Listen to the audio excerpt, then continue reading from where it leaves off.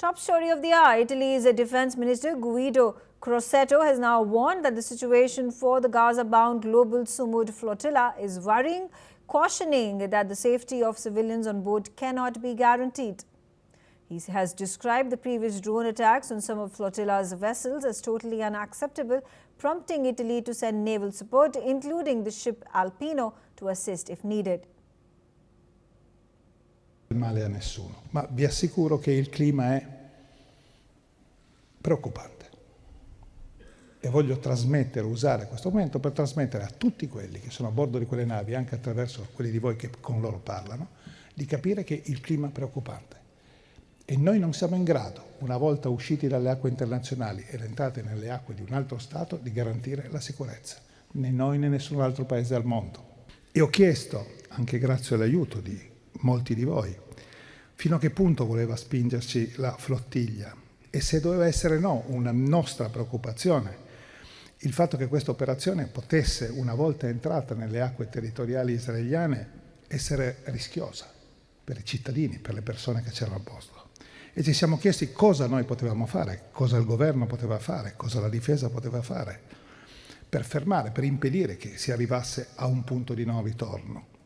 Quello che abbiamo potuto fare era questo, quello di inviare una nave in questo momento, alla quale se ne aggiungerà un'altra, nave Alpino, che è già partita e che dispone di altre capacità, casomai servissero.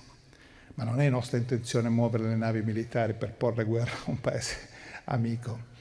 Noi siamo lì a tutelare i cittadini italiani come lo siamo stati, come lo sono le navi della Marina Militare quando ci sono situazioni di pericolo nel Mar Libico per i pescatori italiani quando si avvicinano troppo alla costa libica. Additionally, the Defence Minister explained that Italy has been assessing the risks involved, noting that once the flotilla enters Israeli waters, the operation could be perceived as hostile despite its humanitarian intentions. Previous attempts to use Israeli ports for safe unloading were rejected, which led to a new plan involving Cyprus and the Latin Catholic Church of Jerusalem to ensure that aid can be delivered safely to Gaza. The Global Sumud Flotilla, which comprises about 50 civilian boats, including activists and lawyers, was recently targeted by drones near the Greek island of Gavdos. All passengers remained safe. Italy, along with Cyprus and Israel, supports the proposed plan to hand over aid, while the flotilla insists it will continue its journey. Mohammed Osman on the telecast with me. Let's hear it from you, your perspective with regards to the flotillas that have been targeted by the Israeli military, where the Israel government says that there is a need for the flotilla to send its aid through Israeli ports and not take other navigation routes. Thank you for having me, Megha. Greetings to you and to your audience. Of course, the Israeli government's statements always defy logic and deny facts on the ground. They tell the flotilla to deliver the aid to Israel so that Israel can give it to the Palestinians, while Israel is the one the party that is depriving the Palestinians in Gaza from receiving the right amounts of aid or the appropriate or the needed amounts of humanitarian aid in order just to survive this vicious war that is being waged on them by the Israelis themselves, as you know. And actually on the course of this war, sometimes aid was halted, the entry of aid was halted for weeks and months, causing a famine in Gaza. So this is a non-starter when the Israelis try to make such arguments or make such pledges that they will not honor under any circumstances. This flotilla is not the first one to head to Gaza in an attempt to break the siege and deliver more humanitarian aid. This is the third one, as far as to my knowledge. The first one, which was launched back earlier this year, and it was attacked near Malta with a drone, and it was just one vessel. The second vessel that attempted to go to the Gaza Strip was intercepted by the Israeli Navy in international waters in the Eastern Mediterranean and was boarded by the Israeli troops, and the activists were arrested and deported back to their countries. Now, right.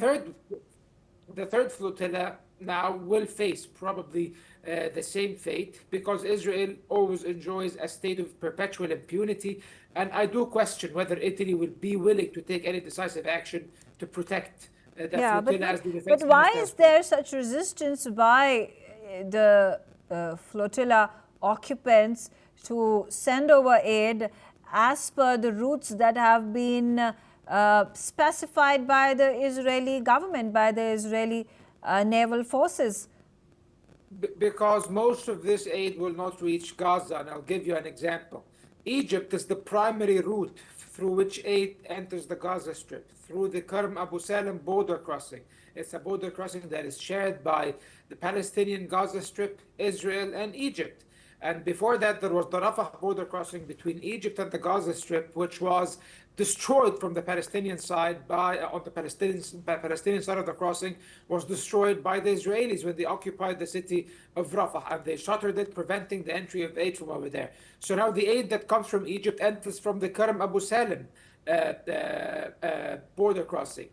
In Egypt, over 5,000 trucks are lined up carrying international humanitarian aid from Egypt and many other international stakeholders, that is ready to flood the Gaza Strip with the needed foodstuffs and medicine and other means of basic sustenance. The Israelis barely right now let 15 to 20 trucks a day, while before the war, from Egypt, over 700 trucks entered the Gaza Strip daily in peacetime to keep it alive, to prevent it from starvation, to satisfy its basic needs. So you can imagine now the Gaza Strip, which is torn by war, 90% of its population is displaced, 80% of the medical infrastructure has been destroyed, 75% of housing units have been destroyed.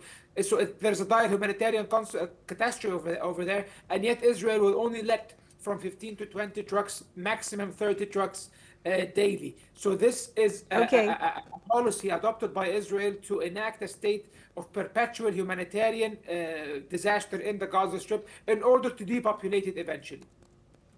Thank you very much, Mohammed Osman, for joining me and sharing your perspective. Shifting our focus to the other big news, Thailand's